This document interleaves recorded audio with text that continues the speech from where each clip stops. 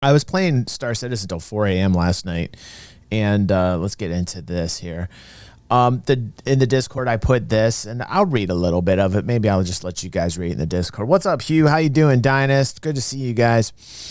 Amazing vibes today, as I got a good play session in until 4 a.m. And I did. I was like, I couldn't find any time to play I haven't played Star Citizen for almost a whole week, which is, like, I don't like that. I like to, lately, for the past few months, I've just been plugged in, and I love it, and I'm just loving it.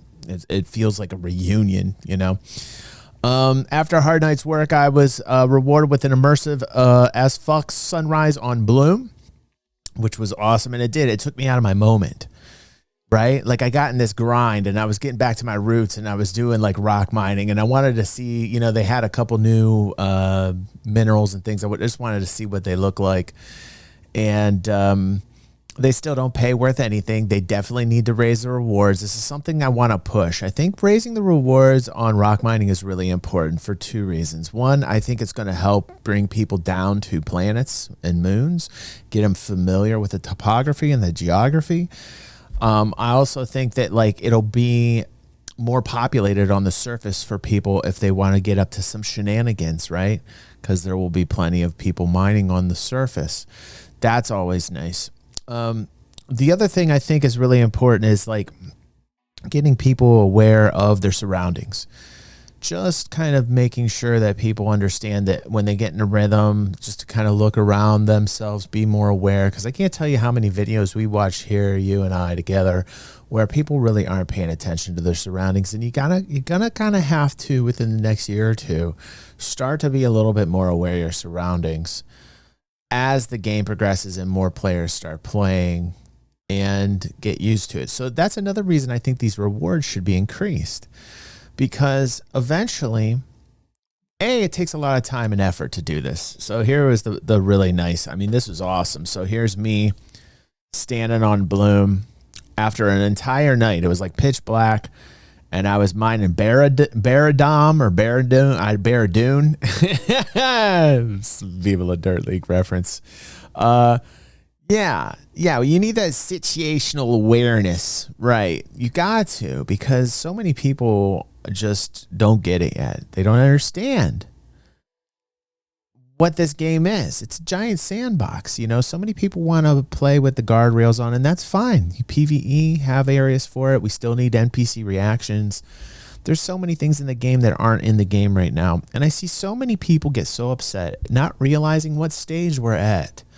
How many times do you guys see people complaining like, I don't have anybody protecting me, or you see somebody in general and they're crying about something, and they just don't understand that we are not even close to being there yet. We don't have the reaction times we need from NPCs, and that's directly related to server tech. I keep saying it over and over again.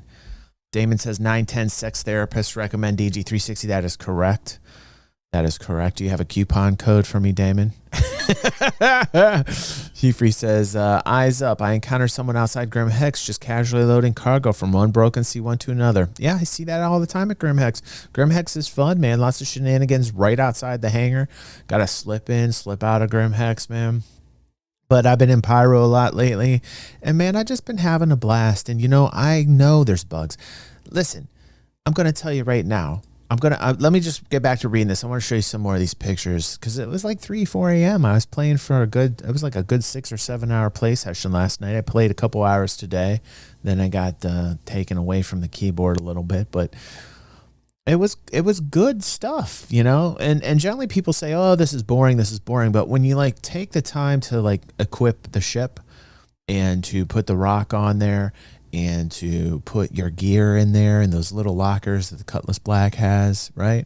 I'm just living out of it, man. I'm living the cargo van life, right? And then when I'm done, I go to bed. I pack myself. I get like 5 big packs in the back of the cargo hold, right? And I just stuff them up. But after last night and a little bit today, I had 4 full bags. I took it over to Hurston. And guess what? Only sold for 670,000 credits. And you see, my point is this. I feel like it's still so early in the game to have like this economy that we all want, the supply demand economy, what we're really going after for industrialists and capitalists in this game, which is to basically put out your own buy orders and your own sell orders, which I think is absolutely essential to keep people clued in. And I don't know how, Chris, I don't know how Cloud Imperium is going to go about that, but that's something I've always pushed for. I want a real market where you can put buy and sell orders on. And I really think when people start posting buy and sell orders, as long as there's things to actually have that you can craft with these minerals, in this instance, in this example, I'm using the minerals here from rock mining. Okay. If you have corresponding crafted items that need those, you will find people plug in amounts that are much more than what Cloud Imperium are plugging in off of their spreadsheets. Let me go in here. I really want to show you the different amounts here. Hold on a second. Rock miner, mineral, cell 4. Let's see here if we can get something up here. Last night I was looking at it, and Janolite was the most expensive one, and that was it. It was ridiculous.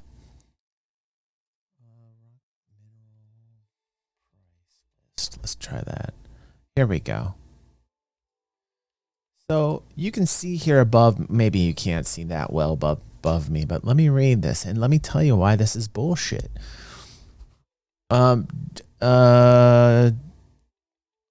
These are basically busting down the actual rocks. So these are the names of the actual rocks here, and they tell you basically you're getting 230 for aphorite, which I can't remember what that busts down to, but this Barradoon busts down. This is what I was mining all over the place on Pyro 4, and it's only 173 credits, which is really, really pathetic. It's really, really pathetic, I'm telling you. And so 1.2 SCU rock is equivalent to like one bag or so. And so that's like 200,000. I had 4 bags. It was just shy. It was like just shy of 700,000. They were filled up to like 90%. So it was like 6 and change. And after mining that entire time, I was like, man, like this is just all these need boosted up. Like every single one of these things need boosted up. Why? Because you got to take the time out to stock up your ship. You got to make sure you got your food, your water. You got to make sure that you got obviously the rock and everything that comes with it, the pack on the back. You got to make sure that you've got your gear. You got to make sure that you got the suit if you're going into a hotter area, the Pembroke. You got to make sure that you got everything that you need, which requires a lot of time to put these things together. Here I am. You can see like the sun was just coming up, and I'm rock mining, and in the distance, way back there, you can see my Cutlass Black. If you look really far back in the distance there, you can see the Cutlass Black just parked back there. And all night long, I'm mining this baronite, I think it was called. It's a new material. And, I had a blast. First off, I had a blast. There's a lot of buggy issues here. The cart, the rock, you gotta power on, you gotta power off sometimes, and it doesn't drive. That's a pain in the ass. The mining arm sometimes gets all wonky and stuck. That's not fun. That doesn't happen as much. This took me a half an hour just to get out because it was stuck in a weird physics grid inside the Cutlass Black. So I was like, oh my God, I finally found some shit. And now I can't get the rock out. So I had to get the tractor beam, and I had to and that was stuck and the whole thing. So, but once I got the rhythm, I was having a blast. But it took a lot of time to get there, and that's why the rewards need to be increased. Hugh says, by the way, DG, did you read about the changes they made to salvaging ships? Reclaimer is now less efficient than the smaller ships, making multi-crew less worth it. Better to go out in a group of vultures now instead of grouping up and doing multi-crew. SIG has lots to learn about balancing. Absolutely, Hugh. If that is true, which I do believe you, Hugh is a gentleman, as we all know. Hold on. It's been way too long since I pushed the Hugh button.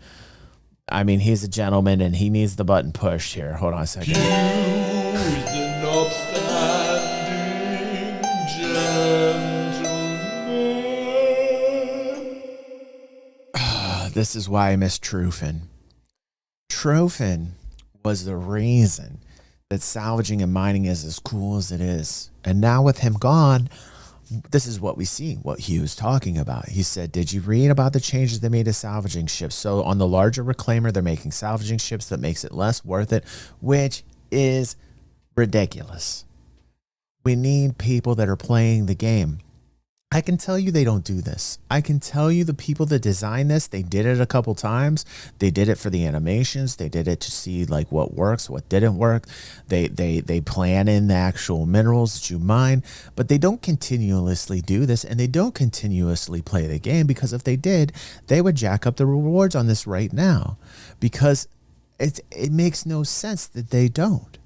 If they jacked up the rewards on this, you'd have many more players down on the surface.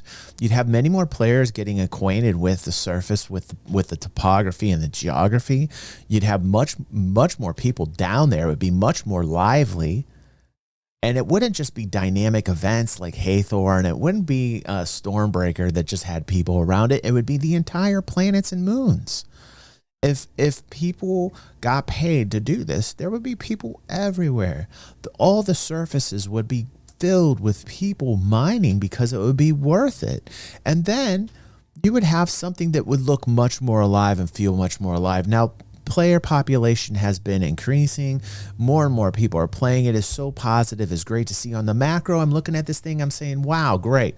But these are just like the little things that just like Hugh's saying with the reclaimer. Why do that to the reclaimer and punish people for multi-crew experiences when we're trying to get more people to play in a multi-crew type role in bigger ships? People have enough to bitch about with larger ships, let alone when you're nerfing things like Hugh's talking about. That just does not need to happen. It just like, sometimes you want to bang your head against the wall, because you're like, do they play the game? Do they not understand?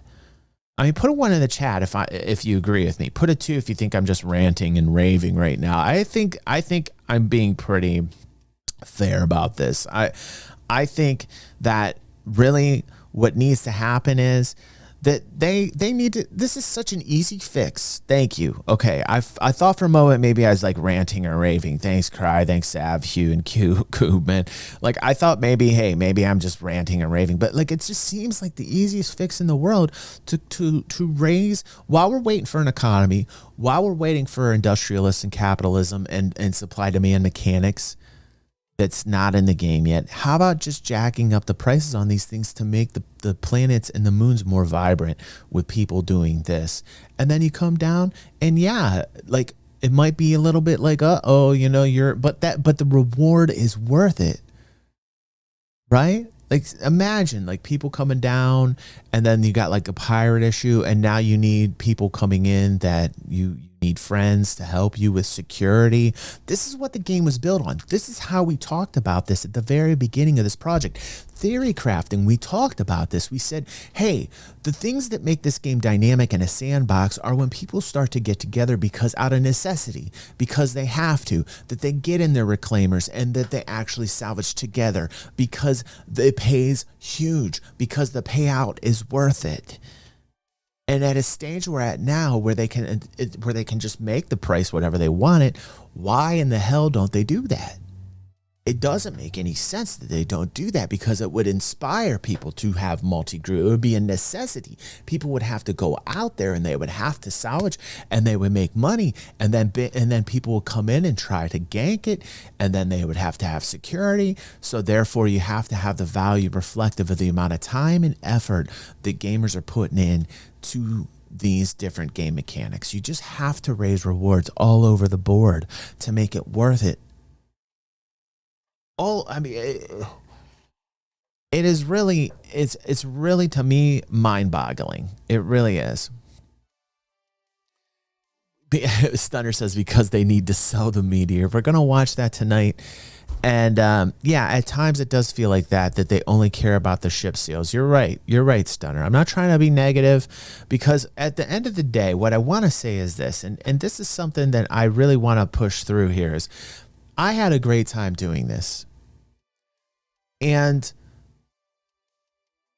I mean, 6-7 hours of just doing this and getting accustomed to it and then getting a rhythm of it What's up, Diva? Good to see ya. And then all of a sudden, like the sun comes up and I'm like, holy shit, this is awesome. I got to take some pictures here, man. I got to take some pictures for the crew. I got to take pictures for you guys, you know? And I'm like, holy shit, look at this. Like, look at where I'm at. Like I had to take a moment. And it reminded me of the very beginning of the project. I had a beginning. Do you guys still have those moments? Like I had a beginning of the project moment where I was like, wow, look how far we've come. Like, I can't believe where we're at right now. Like, okay, yes, we can bitch 1,000 different ways from next Tuesday. We can do it. But like, I got to say something. After all this time, and I can have a moment like this where I'm just like, wow, and just appreciate like how far we've come and just these, like, just this, like this, and be like, just taken aback a little bit. Like it took me back a little bit and I had to take some time out and just enjoy it. And I was like, this is why I got involved in Star Citizen for this. And it made me feel like, you know, I've seen how far we've come. I've seen all the obstacles we've been through and I see where we're at. And it's so good, but you don't hear a lot of people talk about that. And I said, you know, I'm glad I'm here for this community. I'm glad I'm here for the Star Citizen community because I feel like a lot of times people don't talk about this. Like the actual times you have where you're like, oh shit, look at how far we've come. And you can almost see where it's going to go. Like in a very positive way. You can almost be like, wow, like this is a great time for this project. But you would never know it. Because there's so many people bitching about the minutia and the next sky is falling. And that's, you know, so I listed the things that were good and I listed the things that were bad. I said there are still obvious hurdles. Constructive criticism is important and stability through server tech is of prime importance. It's critical we develop a deeper reputation system, a reactive NPC security response in lawful areas that reinforce consequences to criminal action. A better design UI for recognizing threats synergized with an improved rep system. A deeper economic game experience that gives industrialists true supply-demand-based mechanics which directly affect pricing. Thank you, Diva. I love you. Thank you, Diva. Diva makes me feel so good. The ability to have a market where traders can set buy and sell orders and a contract system. Can I get an amen for that? These are the things that I am looking forward to that I know we need. Yes! These are the things I've been fighting for since the very beginning, and I feel like we're finally kind of tapping into it. I feel like that's the thing I want to tell you guys. I feel like a lot of the noise out there, because it is noise, they focus you so much on like all the negative and how shit's never going to get done that I feel like this is what I'm here for. I feel like there aren't a lot of people reporting on Star Citizen this way, and it's really important that there is this voice. Fucking Damon.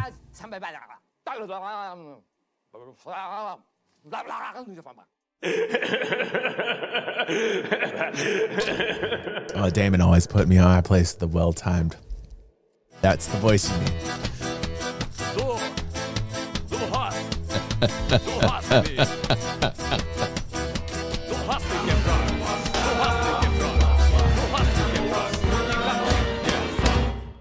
I love you guys. Thank you, Damon. Thank you, Stunner. Thank you so much.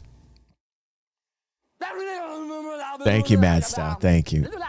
Pepe, we really need to take that down. It is a very demeaning alert that makes me feel like anything I say doesn't matter. And I know you're putting it there, Pepe, so that everybody can just have a blast with that one. Like, why do I even bother talking with that alert? Thank you, Matt Style. 34 months like a boss. Damon with 55 months. Holy God. Pepe is the reason. Listen, I'll tell you about what Pepe did on July 4th tomorrow. I'm not even going to get into this craziness. Bottle rockets? Really, dude? You don't even want to know where you're shooting bottle rockets from. Anyway, so I feel like it's important that I continue covering it in a macro, like Star Citizen from the macro. And I finished it off with this. I said, what is the healthiest way to navigate the Star Citizen media landscape? I know that sounds like a silly question, but I see so many comments of people bugging out. Thank you, Retro. How's my internet son doing? 19 months. Like a tiny mouse. Thank you, Retro. Good to see you. Good to see you, internet son. Anyway, the question again was, what is the healthiest way to navigate the Star Citizen media landscape? And yes, it sounds like a freaking ridiculous question. But like really, when I see all the noise and I see all the drama and I see all these comments and everything's like this spew of vomit, negativity, and toxicity. And it's like, man, it makes you really forget about the moments you lose yourself. It makes you really forget about the moments that you're like, wow, man, look how far we come. It makes you forget about it. It really does. And I feel like, you know what? It makes me feel good because I've been covering this game for a very long time, and I'm really happy to be doing it in this manner. I've always tried to be very objective, but stand back to the point where I could be an adult looking at this and just be like, here are the things that are happening. These are the things that we are needing, and not like blow a gasket or clickbait people to hell. I just feel like that's really more the style that I don't really see it. I see it from a few others, but not very many that cover this title. Anyway, I said, what is the healthiest way to navigate the Star Citizen media landscape? Well, in my opinion, it's look at this project on a macro scale. Look at it by taking a deep breath and a few steps back to see the big picture. Realize when SC content creators are clickbaiting you into a sky is falling scenario.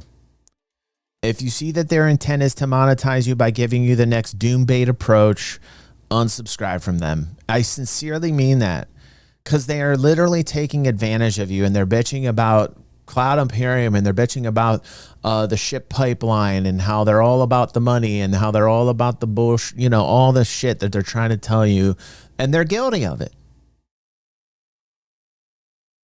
They're hypocrites.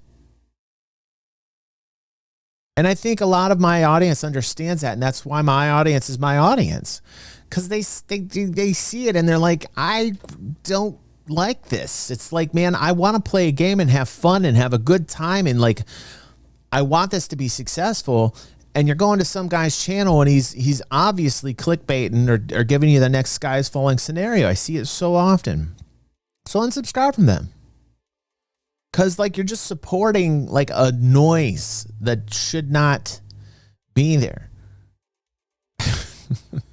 Every step of the way through this project, the majority of SC content creators will tell you what's wrong with SC and approach every aspect of this with a microscopic negative take. That's a 95% of the Star Citizen content creators and content creators that just come to it. They know what it takes to make you click. They know what it takes to keep that attention and make you feel upset and angry. They don't know how to tell you about this. They don't know how to give you hope. They don't know how to make you feel positive. They don't know that there are moments in this game throughout the bugs that you're actually having a good time. They don't know how to do that. That's why they do what they do. Because they're going for the easy clickbait, easy content. They want you to just keep clicking for the next drama. So anyway, I said, yeah, here we are, still standing, still enjoying, still having fun, and still getting lost in the moment. And so, you know, to me, I'm just really happy to have this type of an audience that seems to me is high IQ and people that just don't fall for clickbait. And so let me just give you all a round of applause. I love my audience. I love the people that show up here. We can talk about things like there's plenty of criticism here, right? There's plenty of criticism, but it's constructive.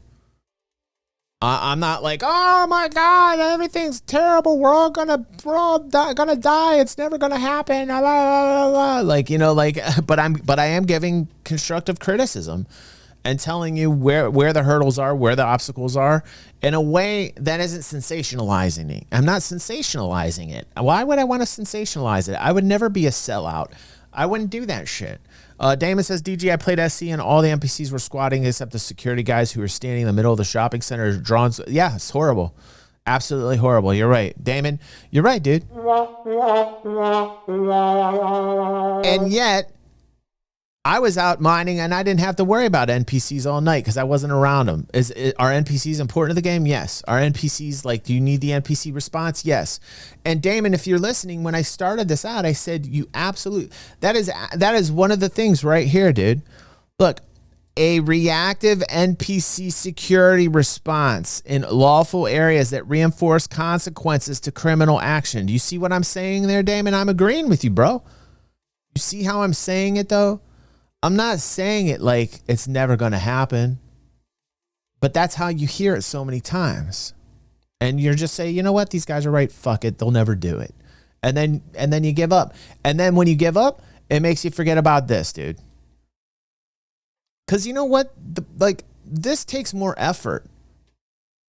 Like, this type of content, like, to present it in a positive way, it takes more effort. It takes more work. There's people behind it that are trying to make this work for you. And we could all just throw our hands up in the air and walk away and say, fuck it. Or we could work through it and try and figure it out. Now, like I said right here, it's critical we develop a deeper reputation system, right?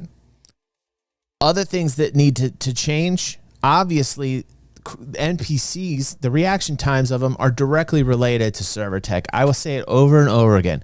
Server tech, server tech, server tech, server tech, server tech.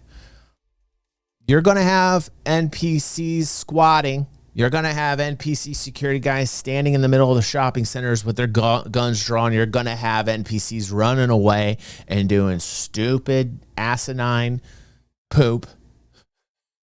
You're going to have them do that until the server tech gets to the point where there's no lag, latency, or reasons for the character pathing and animations that happen get all bogged down and lagged out. Because it's either overcrowded or too many packets or too many object containers. You're going to have it until server tech gets to where it needs to be. And that's why I always say server tech is like right at the top of the pile. It's always harder to build than destroy, Hugh. Yep, dude. Yep. Mad Style says, Damon says, we're all going to die, though. Yeah, dude, we're all going to die. Mad Style says, I'm dying a little every day. Right. Diva says, for me, I don't care about any blabbermouth about SC. The only blabbermouth I want to hear is DG360, Diva. Oh, my goodness. Yeah, the NPCs cowering in fear for no reason is absolutely crazy. There's so much work that needs to be done. I gotta tell you something, though. I had a blast last night, man. I looked up at the stars. I saw the mining laser glow, man. I was flying around Bloom. I had a really good time. I was jamming on some music. I was mining. It was buggy. I had a really good time. People hate it. People hate it. The haters hate when somebody says they have a good time. The haters hate it. You ever notice that? The haters will literally just, they'll froth at the mouth. They'll get so angry. They'll get up and they'll leave. They can't handle that somebody has fun. Dudes, where were we 2 years ago? Were we at this point? Not really. Not really. Would you say that we made progress? Absolutely. I would. This is a different game than I played a year or two ago, man. Yeah, I took a break from the PvP and I'm living the Space Dad life right now. I'm having a blast. You know? I mean, this is on a 3070 card on a PC that's not that great, and I barely got any stutter. My frames per second are somewhere north of like 40. It's not the best. Do I want 60? Absolutely. I'm thinking to myself, like, I'm having a great experience with my PC that's a modest PC setup, and I'm having a really good time. And the haters, they hate it. They hate when you say positive. It doesn't sell. They want that sensationalist vibe. It's really destructive. Like, I don't think anybody first came into this project like, screw these guys, F these guys. With all the work that we've seen and all the progress that we've seen along this path, along this journey, now you have a lot of haters. When we first started, everybody was like super gung-ho because that's the cycle. That is the life cycle, right? It's like everybody's like, yeah. And then little things and little things they take from us, like, and then they put back in a different way. And it's like a puzzle, man. They're like taking pieces out, putting pieces back in. Some people get mad. We lose a lot of people. I can't tell you how many people I've had that were members and patrons solely for the SC content here on DG360 that have left and come back and left and come back. It happens all the time. On the regular. It is the craziest thing. I have people that I haven't seen in 2 years just coming back again. It is, and then you have people every day. They're here because they just love this community. They love the channel, and they're like, hey, man, I mean, obviously I do more than Star Citizen here, you know? I just like to chill and have a good time with you guys, you know what I mean? But this is Star Citizen time. This is Star Citizen After Dark, so we're focusing on that. But in terms of Star Citizen, I see so many people, man. I see so many people who leave me, stop supporting me because they stop supporting Star Citizen. Then they come back and they support me again because they're back into Star Citizen again. Then they leave. Then they come back. Then they leave. It's like, man, I feel pretty fucking cool if you ask me, because I've been covering it this whole time. And if it gets too much for me, I take a step back, but I still cover it. Because I'm just passionate about this. I want my everything game. I know you guys do too. And so we cover it in a way that's different. Cover it in a way that's completely different. And I'm happy for it. I wouldn't want it any other way. And you guys are the best. The ones that stick around through the good and the bad. That's why I do this. That's why I cover Star Citizen still. There's plenty of times where I thought to myself, like, well, you know, I don't get the same views that I used to. And maybe, you know, people just don't want to see anything about Star Citizen here on the channel. And I think, screw that shit. I want to see it. I'm going to cover it. I like it. And that's how I know. Like, that's how I know. This level of, like, devotion that I have towards this project is crazy. And I asked myself, like, why do I have this level of devotion for this project? And it's simple. The answer comes to me right away. There's nothing else out here trying to do this, guys. There's no other game. There's no other game development company. There's nobody out there trying to do this with this kind of scale in a sandbox, in an MMO that has this level of detail with these vibes. And gives me this feeling. There is literally nothing out there that compares to this project. Nothing. That is the answer why I'm so devoted.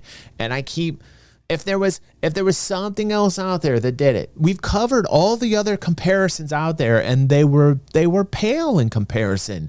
They had no flavor. There was something about it that made me say, no. We've compared this to, like, God knows how many titles we've compared this to over all the years I've covered this game. And it's just, there's always something that's like, no.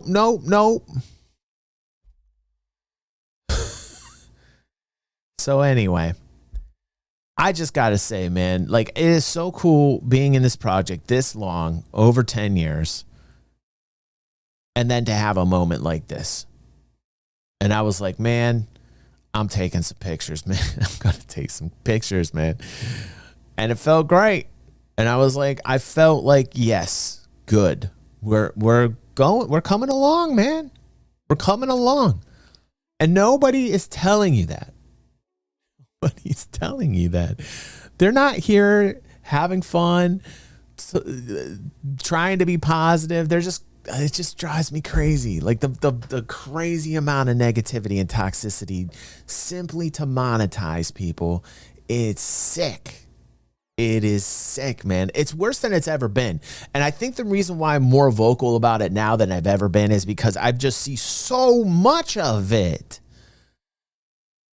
It's like it's tripled the saturation of toxicity, Star Citizen content creators. It is just multiplying. And there's so few people that try to approach us positively or constructive. It's overwhelming. It's like we're getting Zergling rushed, man. It's crazy. Damon says, for 55 months, I've been listening to DG say that and sign me up for 55 more. You're an OG, Damon, man. It's like, I love you, Damon. I love those that are like old school, that are the vets that have been around and currently Damon's kind of like, right? And he's still here. I love that. The community is what this is about. The people here, this is what it's about. And I just can't wait till, I know Betty keeps telling me, DG, you need to get a Discord for your organization. Come on, man. How many times I got to tell you, get a Discord for your organization, all this stuff. And I said, man, once we get base building and things become more than they are now, yes, dude, we will do it. He is so gung-ho, and I love that. He is so gung-ho to get Plexus, our organization, started and going and the people going. And it's like, I want a foundation before I get super serious with the organization. That is going to be so fun when we build our outposts, when we just build together. We did it in Dual Universe. I don't know if there's anybody in here from Dual Universe when we were playing on that game. Man, that was a vibe. We created our own base. We had like all these different types of buildings and vehicles we all shared, and we all built these crazy things every single day. That Dual Universe series I got on the channel was like, man, that is fun to watch. And you can see all the things that we build together. We had like a team of like 7 to 10 people, and it was so much fun. And that's what we're going to do with Star Citizen when they get base building, when they got an economy that matters. And I know that things won't get wiped away. I don't want us all working together if it's all going to get wiped away. I want to be assured of one thing, that the work that we put into the game stays. And when I know that for 110%, and I got 110% clarity on that, that's when we start Plexus, and that's when we have a lot of fun. And I can't wait for that day to happen. And again, I'm standing here on this lake, Cuddy's in the back, rock mining all night, and I'm looking out, and these are the thoughts I'm thinking last night. And I'm thinking, man, I cannot wait till we can build. I cannot wait till we do these things together. And it just gave me the best vibes in the world. And then to report on it, and then to start like a cool video series of it. No, Dave, I did not crash it. The Cutlass is absolutely fine. In fact, I was very, very impressed with myself. But like, I started out, and I got to say, like, again, the rewards need to be raised for this, for the amount of effort and the amount of time, and the fact that people go down and be on the surface and add more dynamic play for others. Definitely rewards need to be pushed up. And so let's go to this. And I am not sure if you guys got this, but I got this the other day.